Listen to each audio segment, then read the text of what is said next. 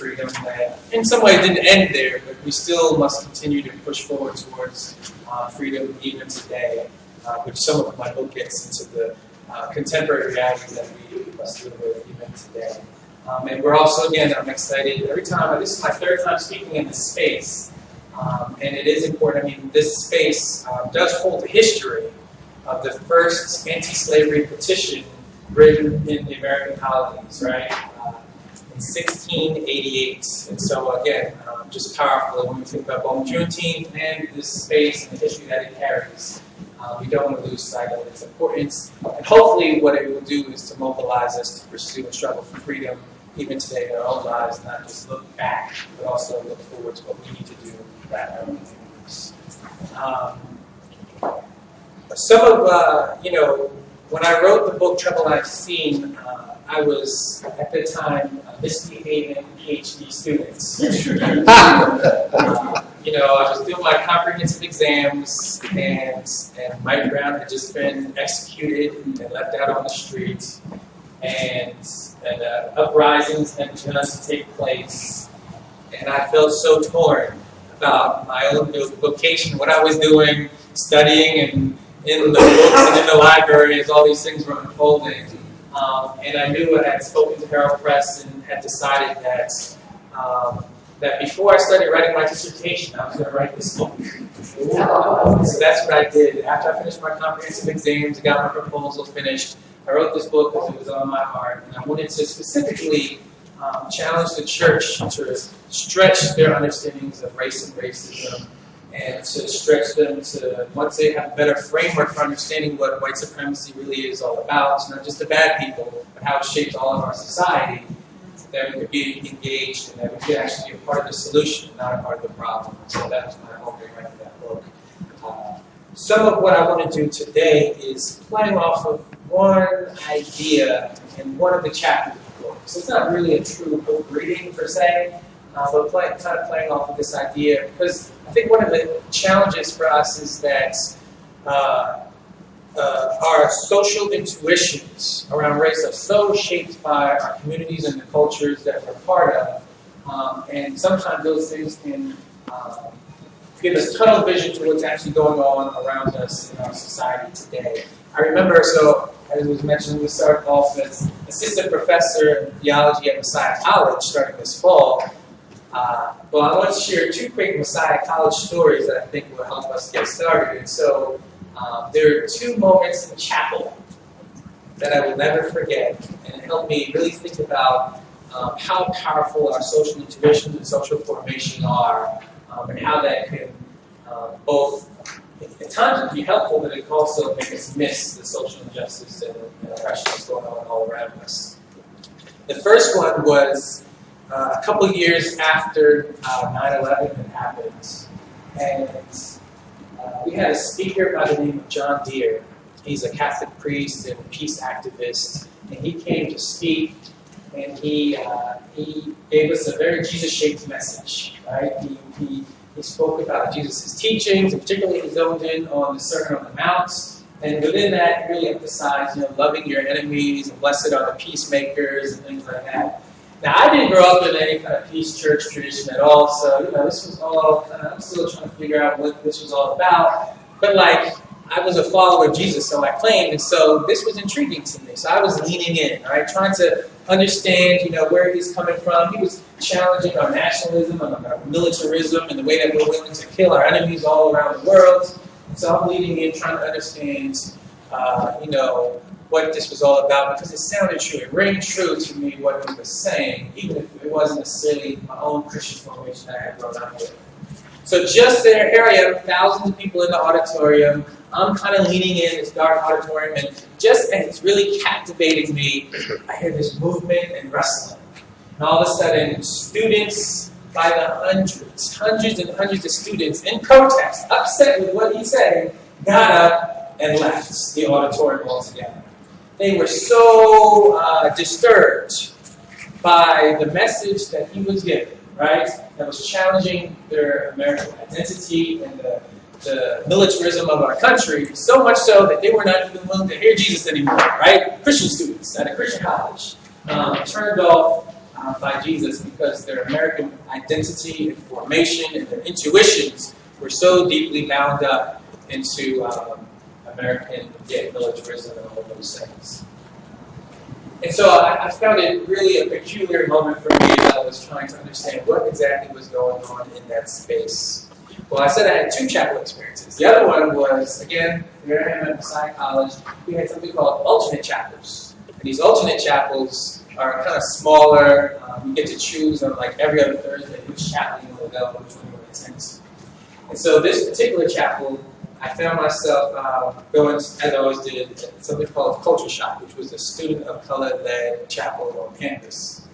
And so this particular day, and I don't remember the gentleman's name, but we had this young black man who came, and he was just speaking truth. He was speaking truth about white supremacy, about racial injustice, about the history of our country and how it was founded, and genocide and slavery and all these things. And he was connecting it with challenging us about, this tradition of doing justice, proclaiming, walking humbly with God, as Micah 6:8 talked about, and how he fulfilled that Jesus who came to liberate the oppressed. And so, I had heard Christians talk about race and racism before, but he was just speaking it like plainly and truthfully, and it just began to really resonate, the way he kind of spoke it. So again, I found myself kind of leaning in.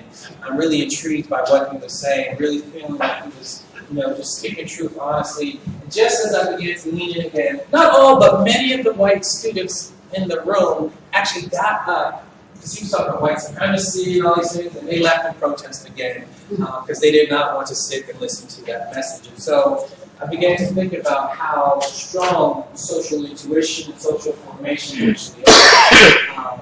And we could actually, even Christians, right, who claim that that is the center of what drives and motivates our lives, can still be so shaped by social formation and intuition and these narratives that shape our lives to the point that we close off even the possibility of being challenged by other perspectives.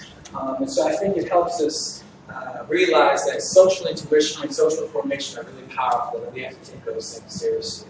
And I think when we begin to wrestle with the reality of the United States here in America, as it relates to race and racism and white supremacy more broadly, we begin to see how important it is to keep track of our social intuition. So kind of jumping into my talk here, which I call 400 Years of Getting It Wrong. Right? 400 Years of Getting It Wrong. As I say in my book, Trouble I've Seen, throughout most of American history, the majority of white Americans, having been socialized by the values and perspectives of the majority culture, didn't think we had a racial problem.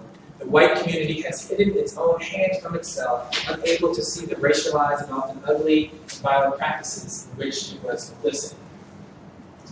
So one of the least controversial statements we can make today is that white people were wrong for enslaving African people, which began in the 1600s in the American colonies. In 1619, the first Africans were brought over for labor, though they were at that time still officially indentured servants, which was also the social reality of some Europeans as well. However, in about one generation, white Anglo-Saxon Protestants began to limit such service exclusively to black bodies and transform indentured servanthood into a permanent slave institution within a white supremacist imagination. These early decisions to adopt a racialized practice of enslavement from today's vantage point is clearly wrong. But at the time, the majority of white people, whether they were part of the elite class that directly benefited or poor whites that actually had a lot in common with the social traditions of enslaved black people, each participated in a community that assumed that such practices were okay. And the further the colonies found themselves grounded by the racial logics of white supremacy, the more they failed to understand the course they had begun to chart. It shouldn't have to be said, but it must be said nonetheless. As African people began to be racially exploited as things in this land, as property, they knew a different reality to be true, that they were human beings worthy of dignity and respect. It is easy to look back now and say that what white people did was wrong, and that we now agree with the black community that sought to resist and struggle against these forces. Most of us can agree fairly easily about who was right and who was wrong. Our social intuitions are all geared towards denouncing the failed moral compass of the white majority in the past. Suppose we were to consider the tail end of the slave institution during the antebellum period. How did people's judgments fare then? Well, if we consider 1857 and the famous Dred Scott trial, we get a sense of the social intuitions of that time. After claims had been made that all men are created equal, some of the most violent forms of enslavement began to be practiced, especially in the South. In fact, if we remember the slave narratives of many black people at that time, like Frederick Douglass, then we must stay attuned to the way that white Christian slave masters were frequently known to be the most violent of overlords, seeking absolute obedience and frequently severely punishing black bodies for the slightest infractions. Just a side note, Frederick Douglass talks about being under non-Christian and under Christian slaveholders and the difference that experience was, often being worse to be under a Christian slave master. Well, during that time, our highest court in the land, the Supreme Court, made a judgment on a historic case. Dred Scott attempted to sue for his freedom, but they overwhelmingly decided against him. And not only that, but they asserted that black people were not and could not even be considered citizens who had the right to sue for their freedom. This is Justice Taney, one of the Supreme Court justices, his own words on the case. He said, the Constitution, quote, cannot make him a member of this community by making him a member of its own. And for the same reason, it cannot introduce any person or description of persons who were not intended to be embraced in this new political family, which the Constitution brought into existence, but were intended to be excluded from it, unquote. So the case was decided 7-1 that black people were never imagined or intended to be citizens of the country and therefore had no rights in the courts. Taney himself argued that it was common sense that black people were inferior and had always been understood to be property by the white race. It is also important to comprehend that the Supreme Court did not go rogue on this case. Instead, this 7-1 decision reflected the broad and wide racial intuitions that existed at this time. Most white people would have fully affirmed and resonated with this decision. However, today, many legal scholars regard this as one of the worst decisions ever made by the Supreme Court. Looking back with hindsight, it is not controversial at all to say that the racialized intuitions of white society back then was wrong, and that many Africans represented by Dred Scott in this case, and the many others that wrote abolitionist narratives or sought to flee for bondage were right. That they should have been treated like human beings like everyone else is not controversial anymore, but it was at the time. And though we could say that white people were a product of their time, so was Dred Scott, Frederick Douglass, and so Germantown. That is to say that there were alternative perspectives that were available at that time as well that were disregarded by most within the white majority. To gain a broader sense of racial formation in the United States, it might be helpful to explore the racial logics and intuitions of American society after the Civil War and after even Juneteenth and formal slavery is ended. In 1896, we are reminded of the now famous Plessy vs. Ferguson case that legitimized racial segregation under a readjusted white supremacist social order. This era is approaching almost 300 years since the first Africans were brought to the colonies. And this case, once again, was heard by our esteemed and highest court, the Supreme Court. And once again, they came to near consensus in an overwhelming vote on whether racial segregation could be practiced in the United States. With a 7-1 vote, these white men affirmed and legitimized the new white supremacist social order that was to replace the old slave institution. These men were not introducing alien ideas to America, but instead were created and influenced by the racialized intuitions of the white dominant group in America. It is out of that racial formation that they believe deeply in the decisions that they were making. As a quick side note, we need to keep track of the reality that white Christians were frequently at the center of producing and reproducing these racialized sentiments. At the center of the United States society was a white Christendom political body. So when we think about the logics and intuitions of white society, this is especially a problem when we consider white Christianity. And even Mennonites and Quakers, as we celebrate anti-slavery petitions, right, in this kind of mixed group of Mennonites and Quakers, who sometimes they might imagine themselves to be exempt from this critique because of their early protests against slavery, or refusal to hold slaves, or engaging in later abolitionist work. But they need to be reminded of how their own communities continue to adopt and internalize the larger racial logics of society throughout our history as well. White Christian communities, certainly to different degrees, are all implicated by the development of white supremacy in this land. Anyway, back to my point about Plessy versus Ferguson. So we can all look back at this case with Hart. There's nothing controversial about us now, from the vantage point of the 21st century, looking back at the racialized failures and white supremacist intuitions of the white people broadly, and the white church more specifically, and then declaring boldly that white people's social judgments and intuitions when it came to race and racism were terribly off. And at the same time, we must remember that there were diverging voices that existed at that time that could have been taken seriously and could have provided deliverance for them from their white supremacist bondage.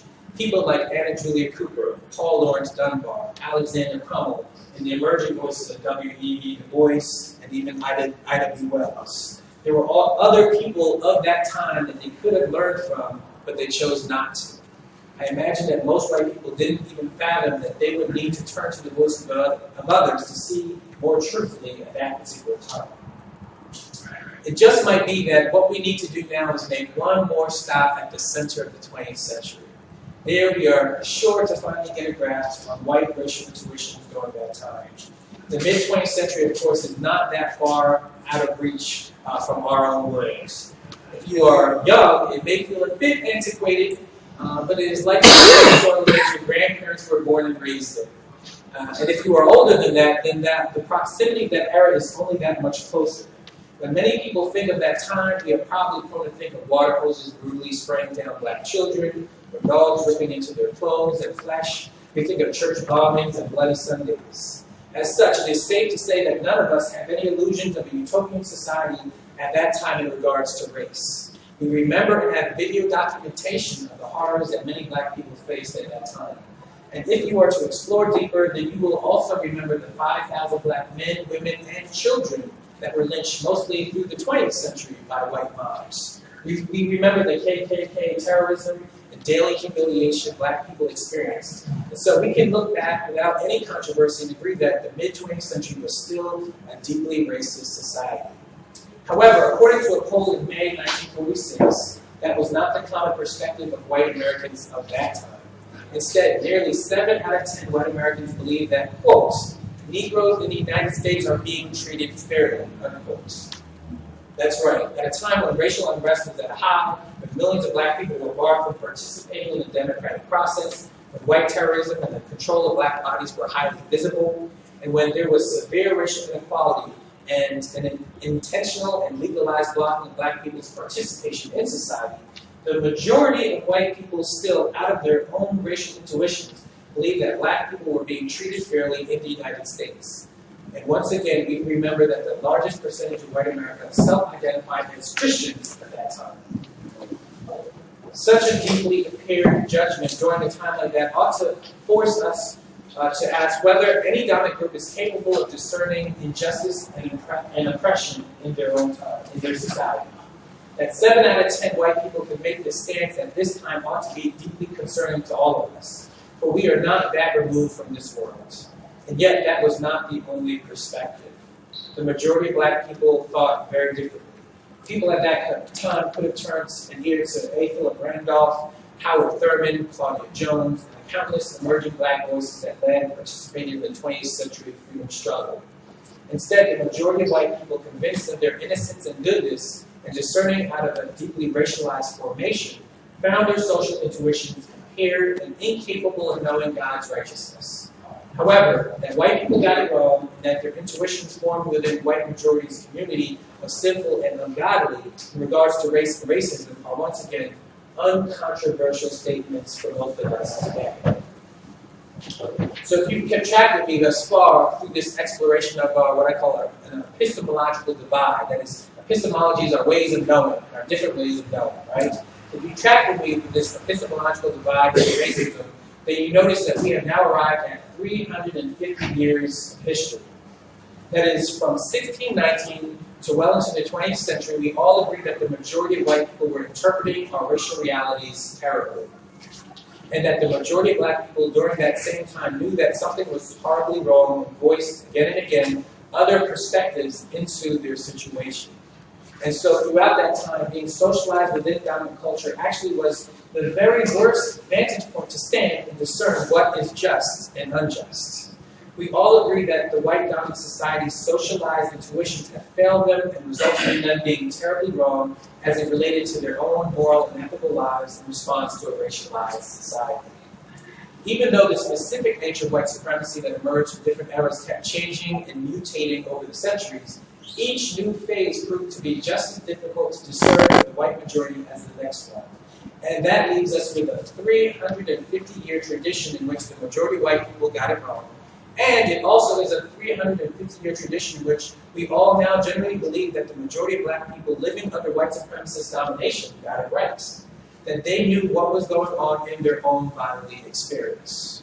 To further this point, I'm going to read a couple paragraphs directly from Trouble I've Seen, because sometimes you don't have to remake the wheel, right?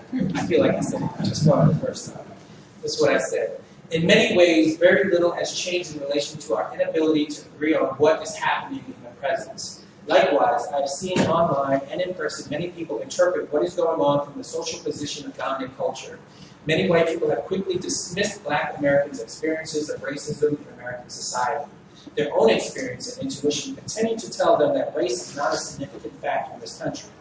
Given our society, our history, do we really believe that a people group that benefited from the racial system socially, economically, politically, or merely psychologically, and whose intuitions were repeatedly wrong for the first 350 years, has now suddenly, 400 years in, gained an advantage in interpreting these moments over those who have been historically oppressed?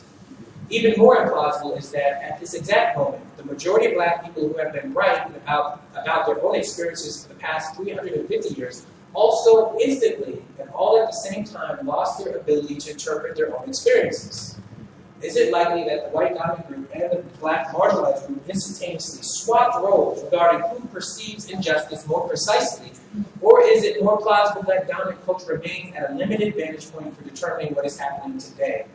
To affirm that white people are suddenly getting it right and that black people have simultaneously lost their capacity to interpret their own experiences seems an unhelpful response not based on serious reflection of our past nor the testimonies of African Americans in the present.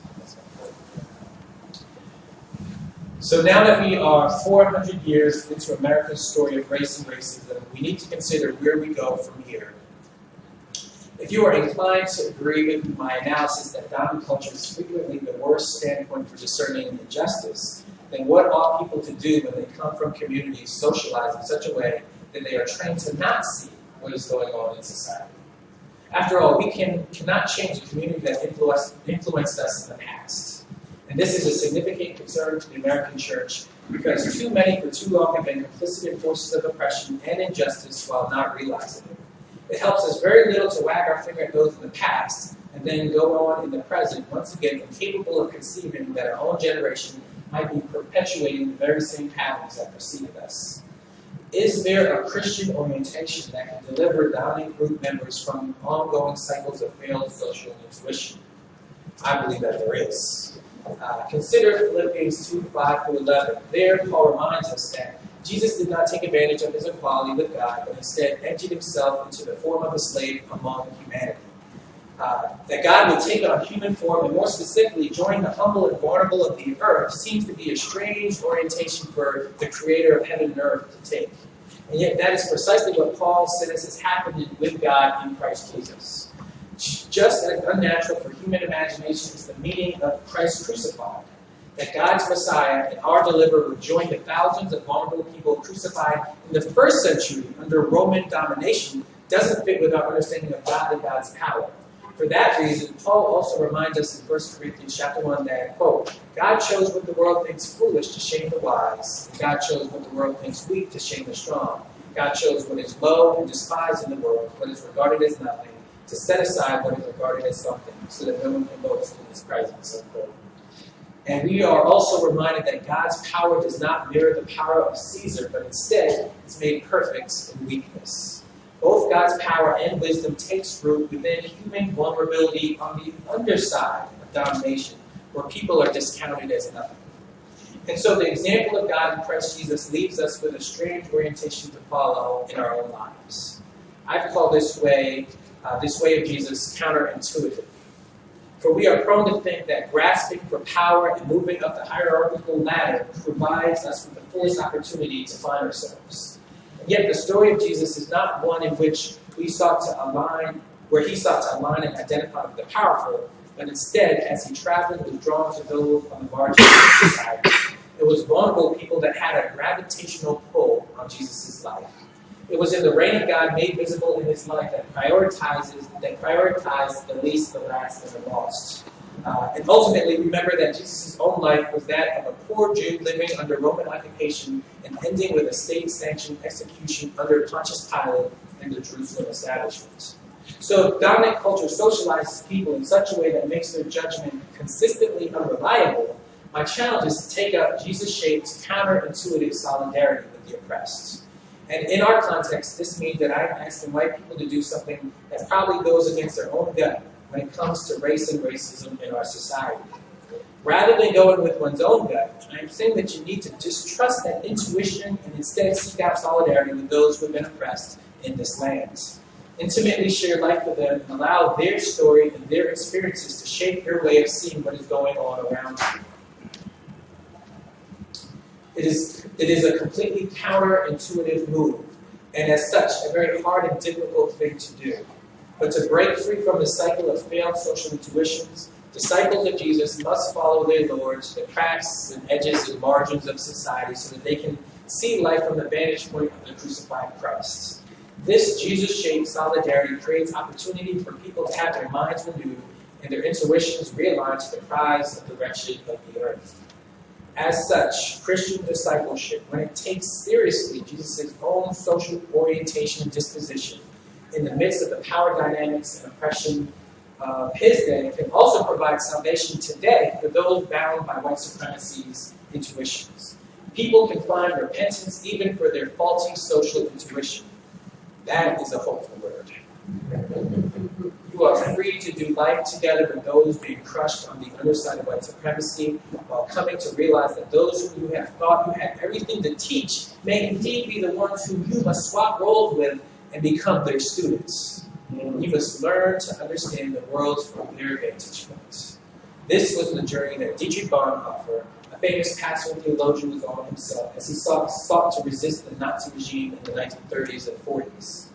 Towards the end of his life, before he was arrested and hung, he said the following, quote, "It remains an experience of incomparable value that we have for once learned to see the great events of world history from below, from the perspective of the outcasts, the suspects, the maltreated, the powerless, the oppressed, and revived. In short, from the perspective of the suffering." Thank you.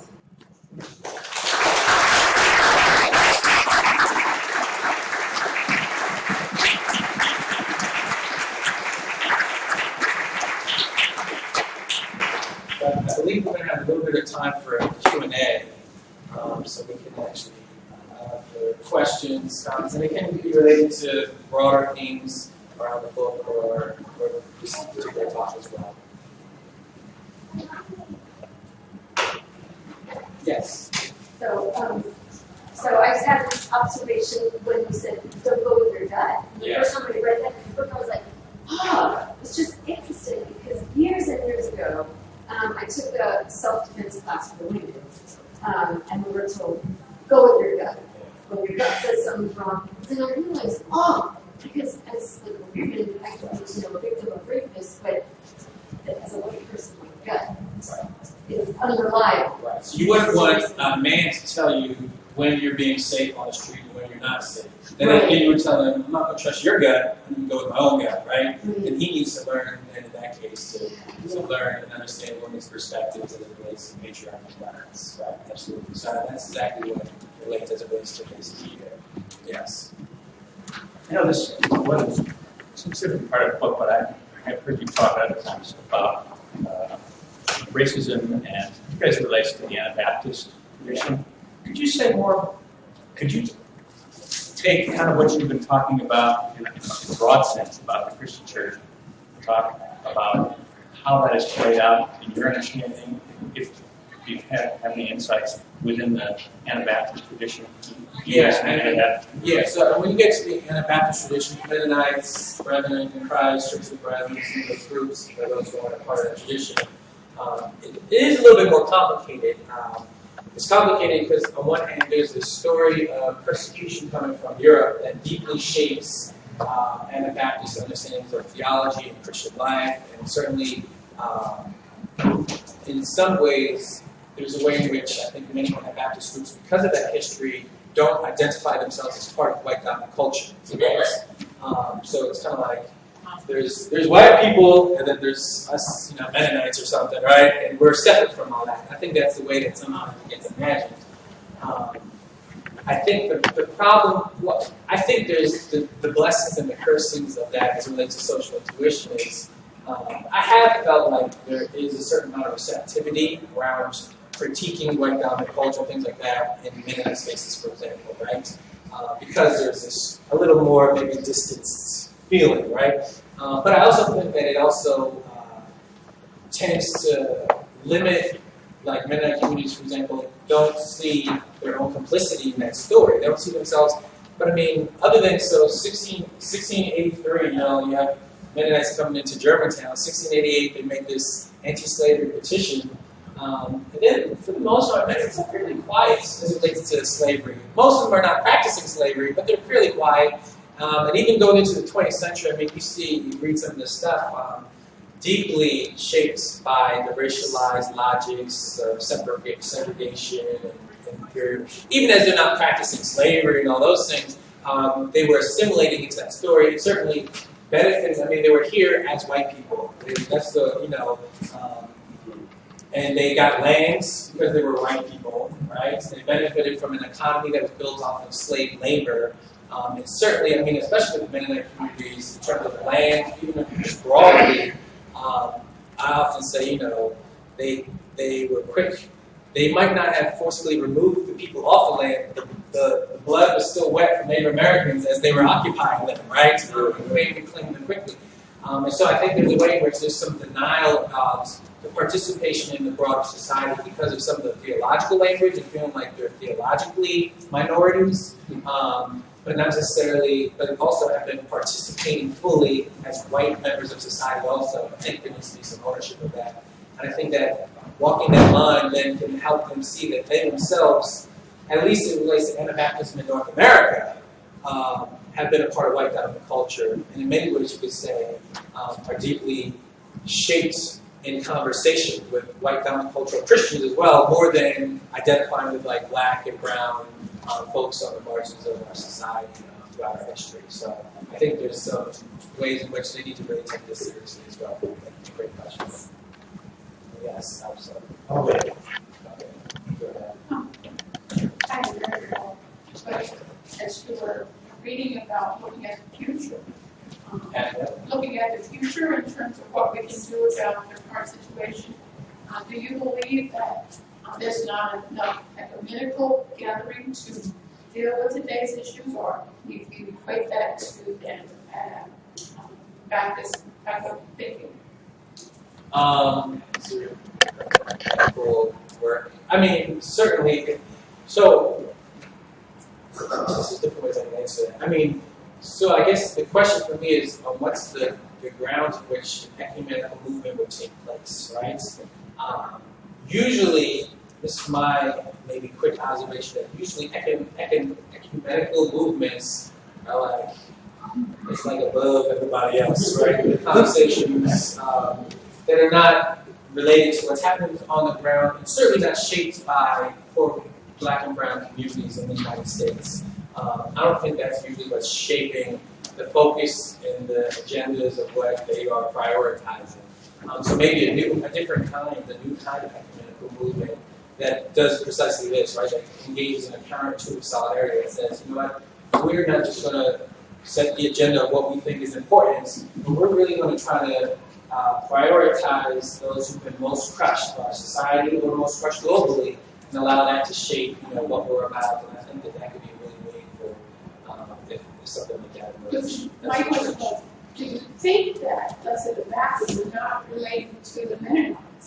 That there is no desire for people of the different theologies to get together and work with the issues of today? Yeah, and so for me, so in terms of like, if we were to have ecumenical, I would be much more excited about and on-the-ground local ecumenical movements, right? Which I think we do have some of those things happening here in the power and things like that. But I think there's ways in which locally, I think that's much more powerful than denominationally.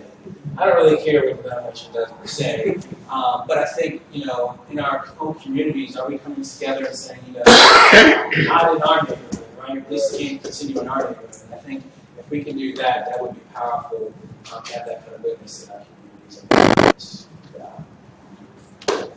Thank you, Drew, for sharing with us today. I really enjoyed it, and you're great. For those of us who are trying to embody and enjoy beloved community, how do you see the relationship between like better thinking and better behavior? Yeah, I mean, how is the relationship? That's a great question. I mean, they both need each other. I mean, on one hand, you don't fully understand if you're not engaged. And on the other hand, you can do and not understand and create just as much damage, right? So they're always bound up intimately together. I think that, you know, one example I gave in my book, which one of my favorite examples I give in my book is I said about Harrisburg invasion, right? And the Harrisburg invasion day. So there's this, I used to live, for 4 years I lived in Harrisburg in a poor black and brown community called Addisonville. And one day I was driving through in a community where really you just don't see white people at all, right? And all of a sudden this day, there was a whole bunch of white people out. And I'm just like, what is going on? It's like a massive white people in this community. I had no idea what's going on. My initial assumption was, you know, must be like some kind of youth group doing some project or something. But I got closer and it wasn't, right? It was like grown adults, but they all, or maybe young adults, a lot of them. But they all had like these bright yellow t-shirts on. And I was like, all right, they want to be seen and they're doing a good job at that. All right. I had no idea still, you know, and I see that they're handing out groceries to everybody. Okay, you know, that's not necessarily the most practical way to just randomly giving out from a flatbed, you know, truck, you know, groceries to everybody, but, you know, whatever. I just, at that point, I'm like, silly church folk, right? That's okay. We don't know how to steward money very well. And then I got closer, and then I saw Harrisburg Invasion on the shirt. Harrisburg Invasion. That was the motto of their shirt. And then all of a sudden, I wasn't laughing anymore. Then I was actually kind of angry.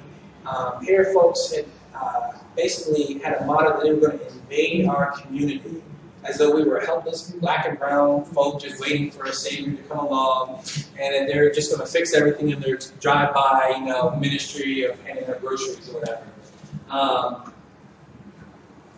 And it wasn't, I mean, on one hand, it's like, all right, I know this kind of stuff happens. They actually had the motto, like, someone actually approved Harrisburg Invasion as like the official, you know, it wasn't just unconscious. This was like, this was the goal, right? We're going to like invade this space. And so just the superiority complex that was operating at this time, clearly they were willing to act, but they weren't willing to, they were still operating at a racial hierarchy. Right? So on one hand, you know, acting without having some kind of renewed mind of operating at a racial hierarchy, you can still have this kind of paternalistic way in which you approach others. But on the other hand, you don't fully understand and can never really, just by reading books, you have to be engaged in people's lives, working for justice. I think one of the things I say, in the midst of journeying in the struggle, right, that you will really both be reconciled with others and help and participate in the liberation that God is doing in the world. And so they're intimately bound up together. I would never want to suggest that we could just sit around reading books all day and then that's it. Or that you just go out mindlessly and think that you're not going to. But you need to be transformed in all that you do, all that you are. You know? I think there was a hand in the, did somebody have a hand in the back?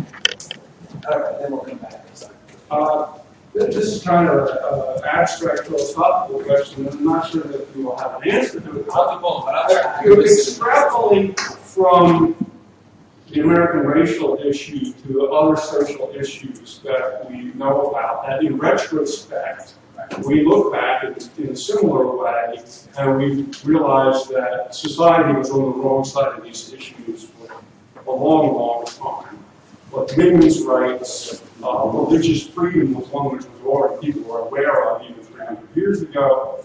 And a number of other, I mean, gay rights is something that the Mennonites are still dealing with very much right now. And we can extrapolate this to something which is a passionate social movement now, perhaps, but is not universally understood, like animal rights and vegetarianism. We can look ahead in the future, 100 years from now, people will look back at us, meat eaters, and think, you know, why did they do this clear voices and so obvious?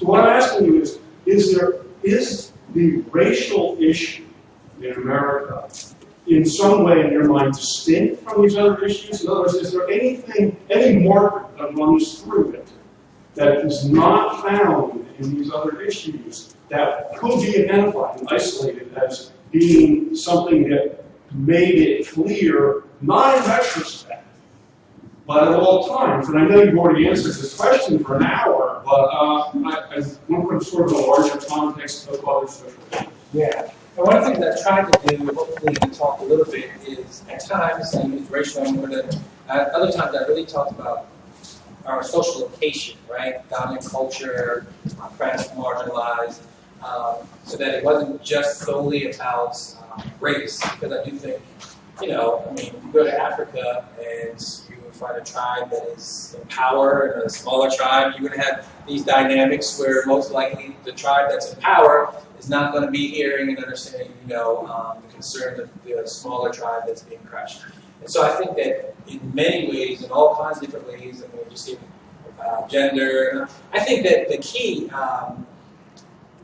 is that, you know, it's dominant cultural groups have to find, are always finding mechanisms to justify themselves, right?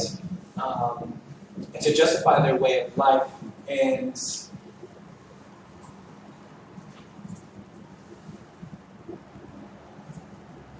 there, inevitably, when that is happening, there's going to be a dismissing of other voices, not taking them seriously, crushing other voices.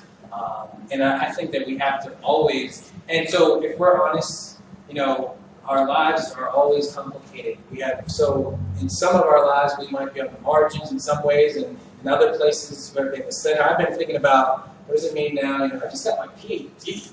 You know, so sometimes I'm walking around and I'm just another black man, right? But there's other ways in which now I have different responsibility because I have a PhD.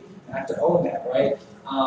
And so I was a troublemaker in my PhD program for other reasons than this dissertation. But I would say to my students at times, not my students, my peers, that you know, if I had the chance to sit at the feet of Sojourner Truth for some of these scholars, I would pick Sojourner Truth. Now, she didn't have all the education and all that stuff, but I certainly would privilege what she had to say, her view of things, than necessarily just someone who has lots of academic, you know, knowledge. Not to say that there aren't benefits at times for some of that kind of knowledge, but let's put things in perspective, right? That sometimes there's things much more important than that. And so I think we all have to be able to develop skills of this counterintuitive solidarity, right? Seeing the areas in which we are being marginalized and being able to realize that our voice needs to speak up, but also realize that we all have places in which we have power at our center, and in those cases we have to be extra intentional about submitting our ears to learning and seeing from different vantage points. I don't, even when it relates to race, I don't necessarily believe that everything that a black person says is always right. That's not my point per se, but I do believe that there's that vantage points, that bodily experience needs to be privileged, especially as communities, and trying to learn and glean from them. And I think that there's so much work that we all need to do intersectionally, race, class, gender, sexuality, economics, PhD, all that kind of stuff, education, that we need to be humble enough to listen and learn, listen really well, and not be threatened by someone else having a different vantage point than our own society. Are we running out of time, maybe? I think we should start wrapping up. All right, so just a couple more, and whoever had a hand up already, we'll do those, no new ones. I don't know. All right, we'll go, I don't know. You talked about seeing the world from the vantage point. I think that is the central gift and grace of Christ, that God was revealed in the victim, not in the dominant society, and that is completely contrary to the gods around. The tragedy is that message transformed my German ancestors from human sacrifices at the time of Jesus to obedience to angry gods, to embracing the faith, and within hundreds of years assuming that we were superior to everyone else. Breathtaking. And Europeans whose lives were transformed by the gospel began to assume superiority that gave us slavery and colonization and decimation of native peoples, and the authority to speak in God's name. What do we do with it? It's just too awful for words. Yeah, I mean, so that's a lot of what I spend my time thinking about, but I don't have to give a full answer right now. It's a big, but I think there's some serious, and I already know you've read Christian Imagination. Yeah. But, no, I think that Christianity in the West lost its way when it did a few things. One was severing Jesus from his Jewishness and claiming him as their own, right? So that Jesus became, I call him the best of the West, right? He's a figure of the West now. They owned him and possessed him, right? And he represents the best of Western civilization to the world, right?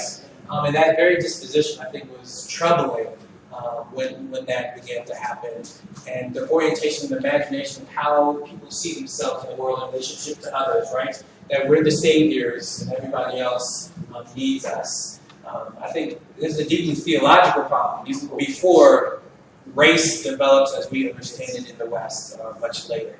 And so I think that the church has a lot of repenting to do and rediscovering anew who Jesus is, right? I think we've lost track of who Jesus is altogether. A couple more. How have you thought about how this is playing out now in public schools? In particular, in relationship to. Well, there's greater segregation now, and I think there's a lot of justification, and it's a lot about class. But we are dooming many children to less chances in this world because we're not looking at how what you're talking about is playing out in the public schools. Yeah, no, I mean, absolutely. I mean, I think that it's very easy when you live isolated from others, tune out, I mean, I call it willful ignorance, right? And that you just have your own narratives for decisions, and you just think that they're neutral decisions, right? I just wanted to live here in this neighborhood, right? And I just want to get my kids the best, right? There's just these kind of narratives and cliche statements that are, I mean, they're racially distinctive choices. It's class, but it's also racially distinctive choices as well, that people are living out these narratives. And so there's no question, I mean, and at the same time, you have people crying out about the school-to-prison pipeline, right? And the way that underfunded schools and the way that discipline and all these things going on in our schools are funneling people towards a bloated prison system in our society. So there's no question that this kind of counterintuitive solidarity is needed as it relates to solving these issues, as it relates to educating people so everybody can flourish in this thing. So, say you have a really great group who does not have yellow regular t-shirts. They use some tie-dye ones we're from Vermont, so their leaders don't lose them. But are really interested in doing it right, and listening, writing, speaking, and are about to go out to a brave new world that doesn't look like Vermont college. Do you have like a 1, 2, 3 top things that you would do to enter into the conversation the right way? Follow Jesus to margins. Shameless plug for my own book. So that would be my first, and I would say maybe if they had just a great leader who wants to go online, there's a study guide, a free study guide available for the book that you can actually journey and move kids through. Not just kids, anybody through groups. That content is helpful. But I think we have to, and it's not even just about going to a new world, right? A new space in which things will go. But it's also like, how do we, because remember I gave you about the formation, right? That's how I began with the chapel stories. No, I'm just trying to help you, how do we, what kind of community are we now? And what are the kind of conversations? So you could be in an all-white community, an all-white neighborhood, and will never interact with black folk. And I would say, be doing the work of challenging the logics, the mindsets, and frameworks in which we're engaged in. Not because you're trying to bring people into your community, but just because our whole entire society has been infected by racialized logics. Everybody, nobody's outside of that, and we all walk into it. And so, the break from that is to intentionally, over and over again, choose that path, that harder path, that counterintuitive path of opening our ears and our eyes. And so, even what kind of resources are you using for Bible studies and devotions, and who are they being introduced to, and all this, just broadly, just always expand. Not for their leader. Literally, they're about to go away to college. How do you learn to look in the mirror and see? Manage. Just think about we think we belong with these people, and not with these people, or in this space, and not in that space. And that will have those kind of relationships have deep impact on how people see the world. There were studies, especially for Christians, but there was a study Divided by Faith that's found, so the white folks that actually had meaningful, racially diverse networks saw the world differently than the majority of white people that had these very exclusive relationships. So making those very intentional decisions as you go out, who you're going to identify with, and who you want to rub shoulders with, and what spaces, to have the courage to enter into a space because there's no other white people there, that is going to be powerful, I think, in the long run.